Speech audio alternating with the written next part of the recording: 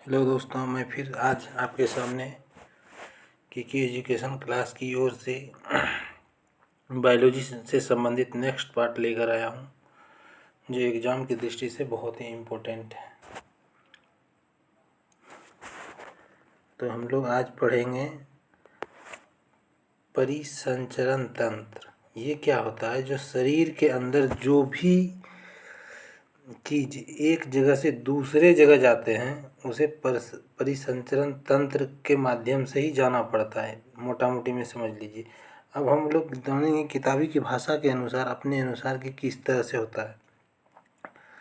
तो चलिए आज देखते हैं हम लोग। ये जो है दोस्तों परिसंचरण तंत्र, इसका काम क्या है? मानव एवं उच्च श्रेणी के जंतु के शरीर के अंदर पदार्थों का एक स्थान से दूसरे स्थान पर आवागमन या परिवहन के लिए नलिकाओं से बना एक तंत्र होता है, जिसे परिसंचरण तंत्र कहते हैं। मतलब समझ लीजिए, एक स्थान से दूसरे स्थान तक जाने के लिए जो मीडियम यूज किया जाता है उसे ही परिसंचरण तंत्र कहते हैं। इसे नस भी कहा जाएगा, नलिका कहा जाएगा, बहुत तरह का चीज़ होगा, आगे जाकर हम और भी समझेंगे। तो चलिए दोस्तों आगे चलते हैं। शरीर के विभिन्न भागों में विटामिन, ग्लूकोज और अन्य पोषक पदार्थ को पहुंचाने के लिए, है ना, इसी चीज़ को एक जगह से दूसरी जगह पहुंचाना है, वो किसके थ्रू पहुंचेगा? परिसंचरण तंत्र के द्वारा। तो शरीर के उत्सर्जी अंगों तक यूरिक अम्ल, यूरिया या अपशिष्टों पदार्थों का परिवहन, जैसे मल मूत्र का त्याग करने के लिए नली के द्वारा जो स्थान से परिवहन करता है उसे परिसंचरण तंत्र के अंतर ही रखेंगे। चलिए दोस्तों नेक्स्ट आगे चलते हैं।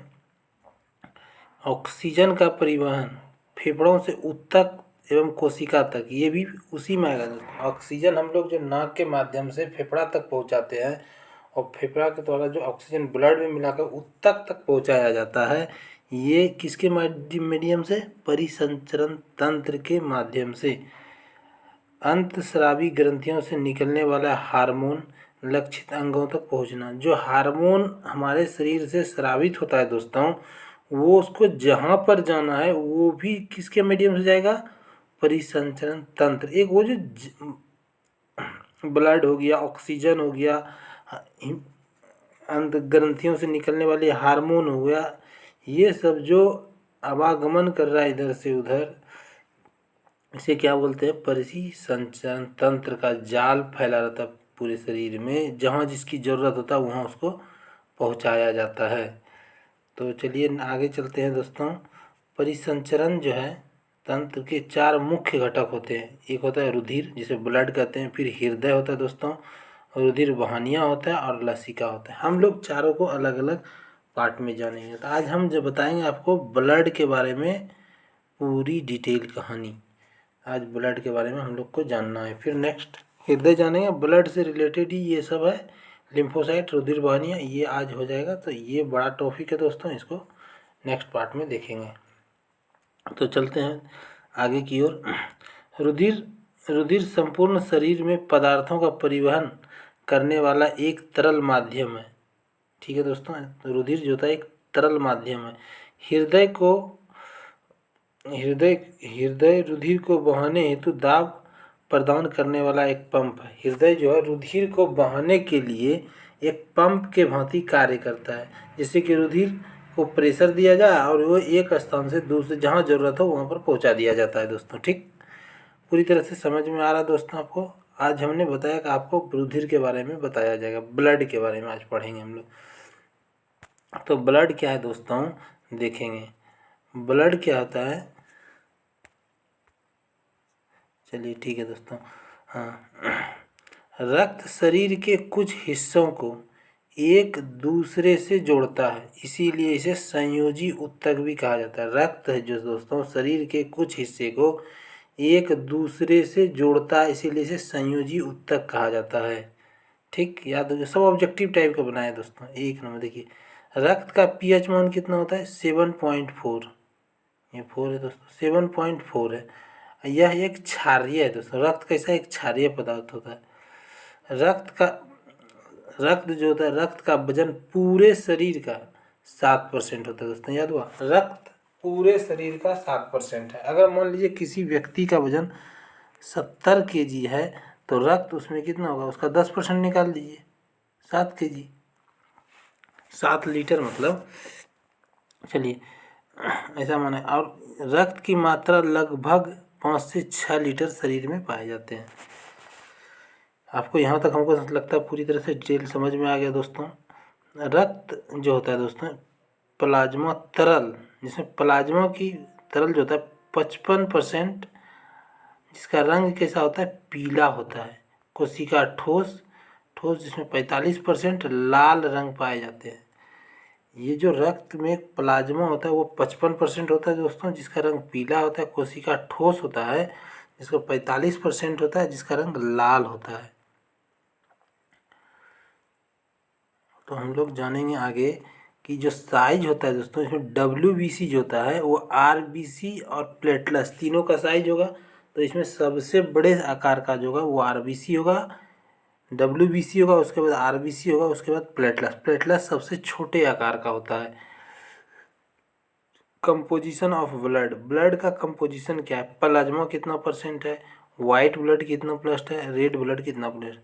तो वाइट प्लाज्मा शरीर में सबसे ज़्यादा होता है दोस्तों, 55% प्लाज्मा पाया जाता है हमारे शरीर में। 55% प्लाज्मा होता है दोस्तों, ठीक। तो WBC होता है, ये 4% होता है। WBC की जो मात्रा है ये कितना होगा, 4% होगा, ठीक है दोस्तों। फिर क्या, वाइट ब्लड कितना होगा, 41%। RBC की मात्रा हमारे शरीर में 41% है। तो पूरा टोटल जोड़ देंगे तो 100% हो गया दोस्तों। इसी प्रकार से तो हमको आशा है कि आपको एक बार में याद होते चले जा रहा है। जितना आसान से हमने नोट्स बनाए हैं आपको पूरे हूबहू पढ़ा रहे हैं दोस्तों, हूबहू आपको दे रहे हैं कि आप देखिए, कोई बड़ी चीज़ नहीं है। चलिए हमने ब्लड के बारे में जान लिया, ब्लड का कंपोजिशन जान लिए, प्लाज्मा कितना परसेंट पाया जाता है, वाइट WBC कितना, RBC क्या है। बिलीरुबिन के कारण जो होता है ये पीला रंग पाया जाता है। बिलीरुबिन के कारण जो ब्लड होता है दोस्तों,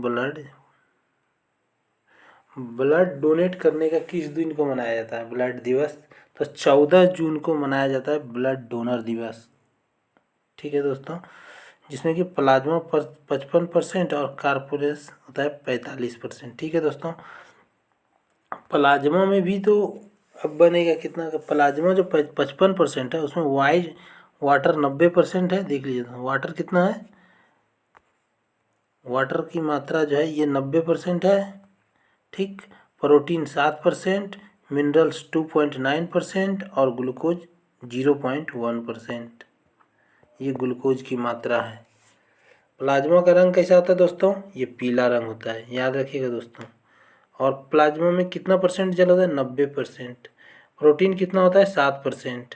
और मिनरल्स कितना होता है, 2.9%। और ग्लूकोज होता है 0.1%। तो हम इसको ख़त्म ही कर देते हैं, फिर उधर बढ़ेंगे। जो प्रोटीन होता है दोस्तों, प्रोटीन इसमें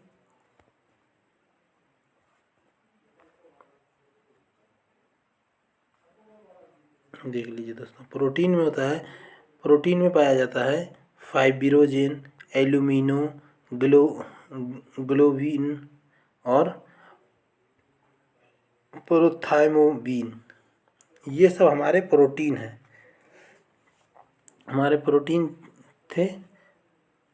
और इधर जो होता है ये, जिसमें कि कार्पू सेल्स में 45% होता है, जिसमें कि RBC और WBC पाए जाएंगे। तो इसमें ये जो होता है दोस्तों प्रोथैम्बोबिन, ये क्लॉटिंग और हेल्पिंग ब्लड होता है दोस्तों। ये हम आगे जाके देखेंगे क्या है। अभी तो हम मोटा मोटी आपको बता दिए इतना चीज़ होता है। अब इसके बारे में थोड़ा सा पढ़ लेते हैं दोस्तों। चलिए पढ़ते हैं। तो बोल रहा है, ठीक है अब दोस्तों चलिए।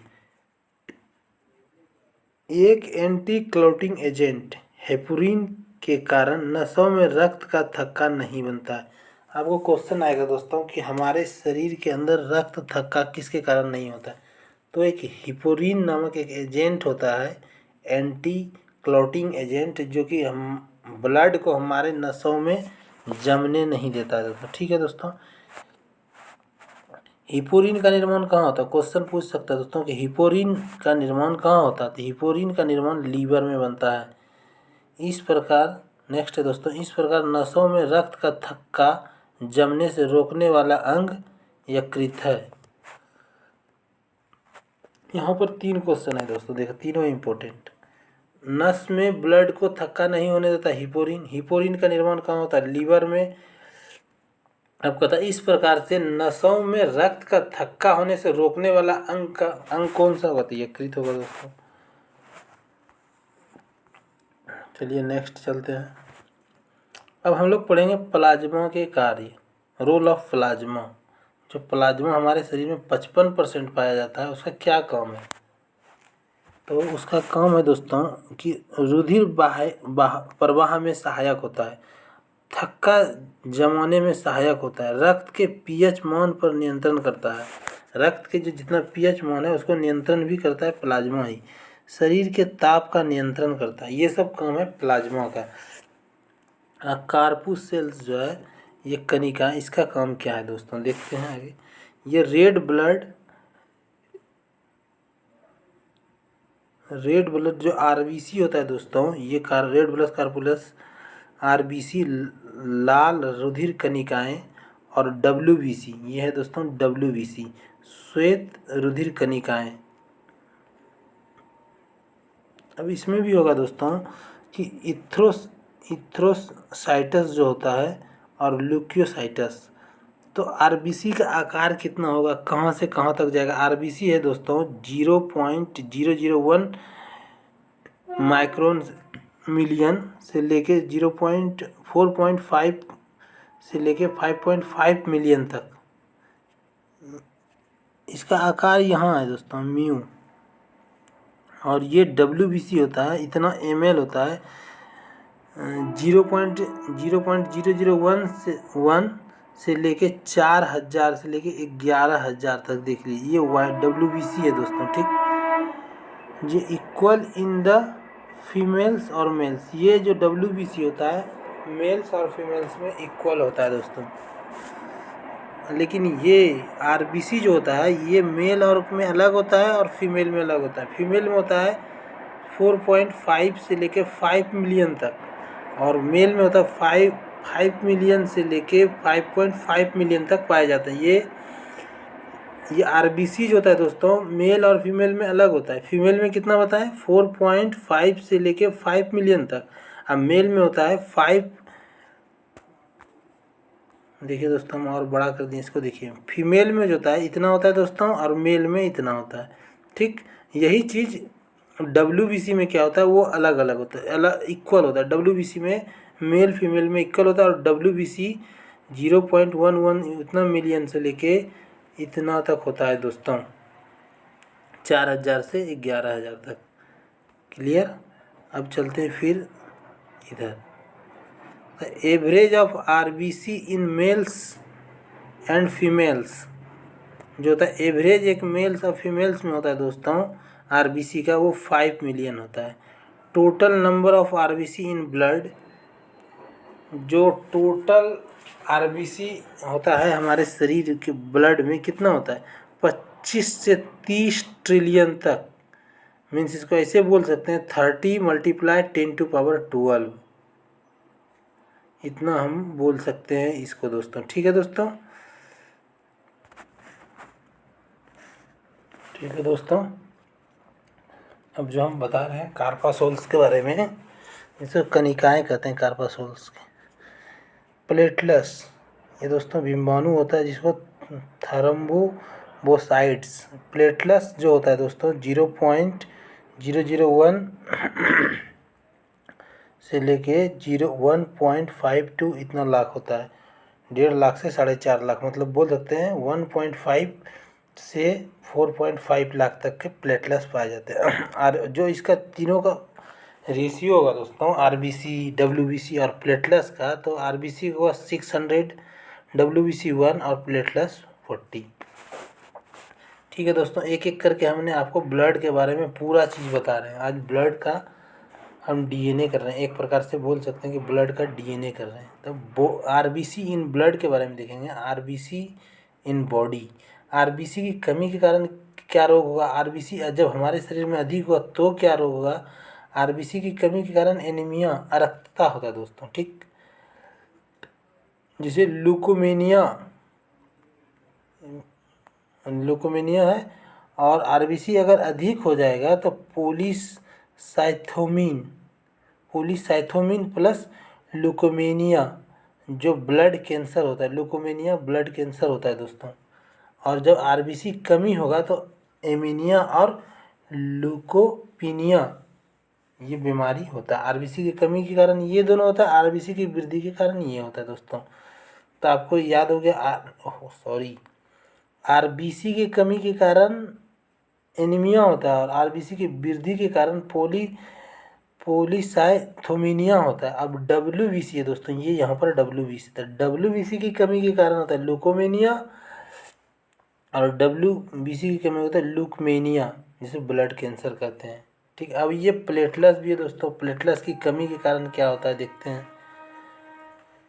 प्लेटलेट्स की कमी के कारण रक्त स्राव होता है और धना रक्त होता है, थ्रम्बोवेसिस होता है दोस्तों। इसको इंग्लिश में बोलेंगे थ्रम्बोवेसिस और इसको बोलेंगे हीमोमार्होज। ठीक है दोस्तों, देख लीजिएगा थोड़ा मोड़ा इधर उधर, मैं तो आपको पूरी चीज़ देना चाह रहा हूँ। परीक्षा में जो लड़ जाए, पर आजकल एनटीपीसी का एग्ज़ाम चल रहा है दोस्तों, कठिन से कठिन परीक्षा क्वेश्चन आ रहा है,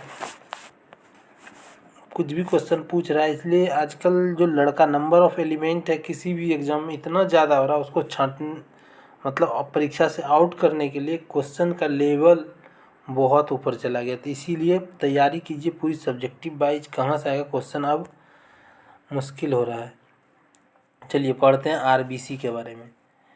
ये थोड़ा थोड़ा कमेंट तो होना चाहिए, मन लगा रहेगा। हीमोग्लोबिन के कारण जो रंग लाल होता है ब्लड का, वो हीमोग्लोबिन के कारण होता है। ठीक है दोस्तों, फिर नेक्स्ट है, हीमोग्लोबिन एक ऐसा प्रोटीन है जो लौह से मिलकर बना होता है, यानी आरबीसी का केंद्रीय धातु आयरन होता है। ठीक है दोस्तों, पूछता है दोस्तों कि आरबीसी में क्या, कौन सा प्रोटीन, तो लौह होता है दोस्तों। आरबीसी में लौह मिलकर बना होता है, और ये यहाँ पर बता दिए कि आरबीसी का केंद्रीय धातु कौन है, तो आयरन है दोस्तों। हीमोग्लोबिन बॉडी में, हीमोग्लोबिन दो प्रकार के होते हैं, Fe+2 फेब्रियस और Fe3 जो फेरिक होता है दोस्तों। ये आयरन का प्रकार होता है, ये दो प्रकार के होते हैं आयरन के। ठीक है दोस्तों, अब हम लोग देखते हैं आगे कि क्या होता है। चलिए, तो पर्वतीय क्षेत्र में जो होता है दोस्तों, पर्वतीय क्षेत्रों में जाने पर आरबीसी का क्या प्रभाव पड़ता है। तो पर्वतीय क्षेत्र में जाने पर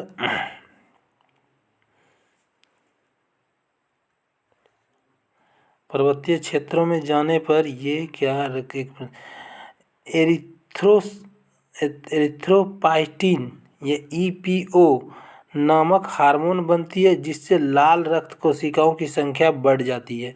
सिंपल से याद रखिए, जब हम पर्वतीय क्षेत्र में जाएंगे तो हमारा लाल रक्त कणिकाओं की संख्या बढ़ जाएगी। किसके कारण, एरिथ्रोपायोसिन के कारण, EPO के कारण। याद रखिए दोस्तों, ये है कॉर्डनिया। अब इसे हम देखते हैं अभी क्या है, ये साफ नहीं दिख रहा है तुरंत। तो एक याद हो गया कि जब हम पर्वतीय क्षेत्र में जाएंगे तो हमारे लाल रक्त की कणिकाएं की संख्या बढ़ जाएगी। ठीक है दोस्तों, नेक्स्ट देखते हैं, जब रक्त में कार्बन डाइऑक्साइड की मात्रा बढ़ती है तो रक्त का pH मान घट जाता है, जिससे रक्त अम्लीय हो जाती है और इसके कारण O2 ले जाने की रक्त की क्षमता कम हो जाती है और हमें कमजोरी मालूम होता है। ठीक है दोस्तों, समझ गए जी। जब हम कार्बन डाइऑक्साइड की मात्रा रक्त में बढ़ जाती है बढ़ जाती है तो पीएच, जो ब्लड का पीएच मान होता है, घट जाता है, जिससे अम्लीय हो जाता है। रक्त कैसा हो जाएगा? अम्लीय हो जाएगा, जिसके कारण O2 ले जाने की रक्त की क्षमता कम हो जाती है, जिससे हमें कमजोरी महसूस होता है। आपको पूछ सकता है कमजोरी महसूस होने का क्या कारण है बायोलॉजी की दृष्टि से? आप बताइए। उसमें ऑक्सीजन की मात्रा कम हो, ब्लड में ऑक्सीजन की मात्रा कम होने लगी है, किसके कारण होता है? कार्बन डाइऑक्साइड की मात्रा जब हमारे शरीर में बढ़ जाती है तो ऐसा घटना घटता है दोस्तों। आरबीसी का फैक्ट्स देखेंगे। आरबीसी का आकार जो होता है ये उभय तल होता है दोस्तों, देख लीजिए, उभय तल मतलब उत्तर और अवतल मिल के बना होता है। मतलब उत्तल का आकार जानते हैं ऐसे होता है, और अवतल कैसे होगा दोस्तों? ऐसे होगा। तो ये हो गया उभयोतल। ठीक है। आरबीसी के कोई केंद्रक नहीं होता, आरबीसी का केंद्रक नहीं होता, जिसके कारण इसे कनिकाओं कहा जाता है। ठीक है दोस्तों। ओहो सॉरी, पूछ रहा है आरबीसी कभी, देखिए दोस्तों, आरबीसी कभी मृत की भांति व्यवहार करती है। आरबीसी कभी कभी मृत की भांति भी व्यवहार करती है।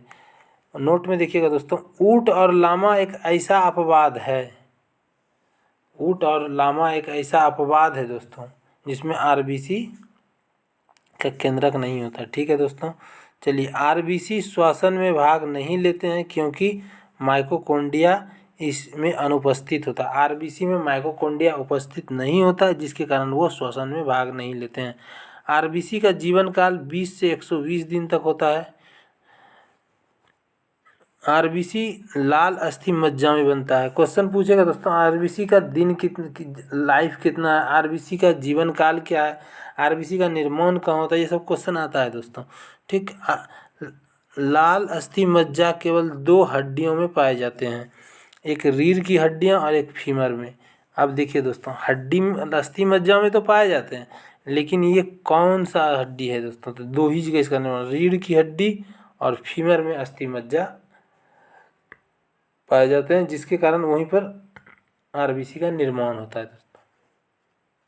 ठीक, पूरी तरह से क्लियर समझ में आ रहा है? चलिए आगे चलते हैं। फिर जो भ्रूण अवस्था होता है दोस्तों, एक भ्रूण अवस्था होता है, आरबीसी यकृत द्वारा निर्मित होता है। भ्रूण अवस्था में आरबीसी का निर्माण कहाँ होगा? यकृत में होगा दोस्तों, याद रखिएगा। भ्रूण अवस्था में यकृत में होगा, बाकी स्टेज में अस्थि मज्जा में होगा। आरबीसी जिगर में नष्ट होता है। आरबीसी कहाँ नष्ट होता है? तो जिगर में नष्ट होता है दोस्तों। पलीहा को आरबीसी का कब्रिस्तान भी कहा जाता है, पलीहा को आरबीसी का कब्रिस्तान कहा जाता है। ठीक है। आरबीसी, डब्ल्यूबीसी के बारे में अब जानेंगे। यह प्रतिरोधक क्षमता को प्रदान करता है। डब्ल्यूबीसी क्या है? कि हमारे शरीर का प्रतिरोधक क्षमता को बनाए रखता है दोस्तों। डब्ल्यूबीसी में केंद्रक पाए जाते हैं। डब्ल्यूबीसी की उत्पत्ति अस्थि मज्जा में होती है। डब्ल्यूबीसी की कब्रिस्तान यकृत है। ठीक है दोस्तों, दोनों का कब्रिस्तान पड़ा दिए, एक का पलीहा है, दूसरे का यकृत है। चलिए, डब्ल्यूबीसी की कब्रिस्तान यकृत है। डब्ल्यूबीसी को रक्त का विनाश भी कहते हैं। डब्ल्यूबीसी को रक्त का विनाश कहा जाता है या कहते हैं। डब्ल्यूबीसी का आकार अनियमित अमीबा के आकार का होता है। डब्ल्यूबीसी का आकार निश्चित नहीं दोस्तों, अमीबा के आकार का होता है। लार्जेस्ट डब्ल्यूबीसी का नाम क्या है? मोनोसाइल। स्मॉलेस्ट डब्ल्यूबीसी का नाम है प्लेटलस। सबको नाम दिया गया दोस्तों, याद रखिएगा। मोनोसाइट और लिम्फोसाइट 2 आकनिक युक्त कहे जाते हैं। आकनिक युक्त कहे जाते हैं क्योंकि इसमें एक सेकेंड उपस्थित होता है, क्योंकि इसमें एक केंद्रक उपस्थित होता है दोस्तों। किसमें? लिम्फोसाइट और मोनोसाइट में एक केंद्रक उपस्थित होते हैं, जिसके कारण इसे आकनिक युक्त कहे जाते हैं। ठीक। चलो, ईसोसिनफिल और बायोसोफिल या नेट्रोफिल को ग्रांटोसाइटोज है दोस्तों।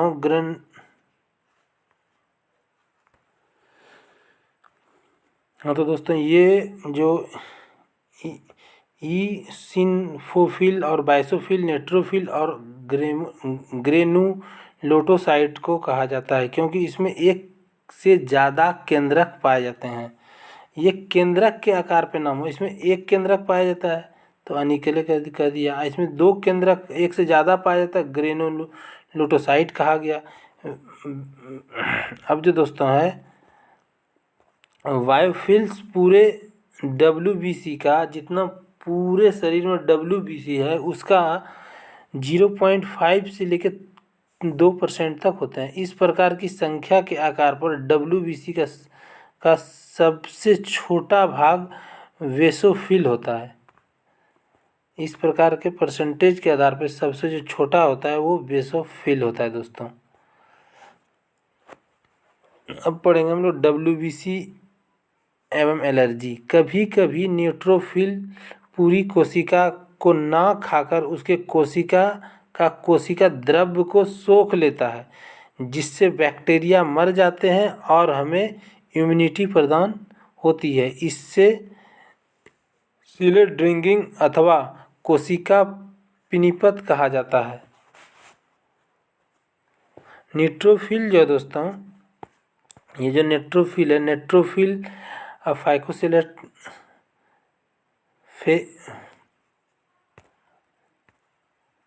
ये थोड़ा सा टेक्निकल। चलिए दोस्तों, तो फिर से हम देखते हैं, वहीं पर थोड़ा टेक्निकल डिस्टर्ब हो गया था।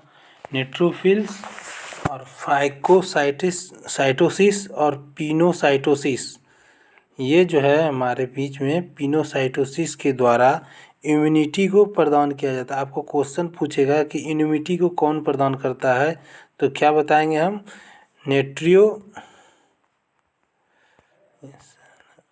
डिस्टर्ब हो रहे थोड़ा। चलिए, तो हम बताएंगे आज क्या इसके बारे में कि नेट्रियोफिल, फाइकोसाइटोसिस और पिनोसाइटोसिस के द्वारा हमें इम्यूनिटी प्रदान किया जाता है। ठीक है दोस्तों। अब कह रहा है ईसोसिनोफिल और बासोफिल्स निर्जीव वस्तुओं को इम्यूनिटी प्रदान किया जाता है। निर्जीव वस्तुओं को कौन इम्यूनिटी प्रदान करता है? तो आप याद रखिएगा,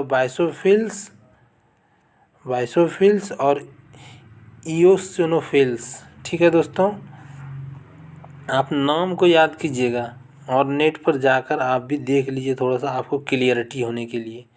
ठीक। अब जो हम लोग देखेंगे,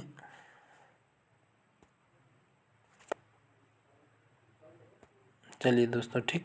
अब कह रहा है कि जब शरीर में निर्जीव वस्तु प्रवेश करती है तो उसे कौन पहचानता? पहचानने का काम कौन करता है कि ये निर्जीव है? वो पहचान का काम करता है बासोफिल्स करता है। बासोफिल्स इन्फो कॉन्सरी पार्टिकल्स की पहचान कर उसे हिस्टोमेन्स नामक रसायन को स्रावित करता है। उसे जैसे पहचान लिया कि ये निर्जीव वस्तु, उसको पहचान कर इन्फोक्सनरी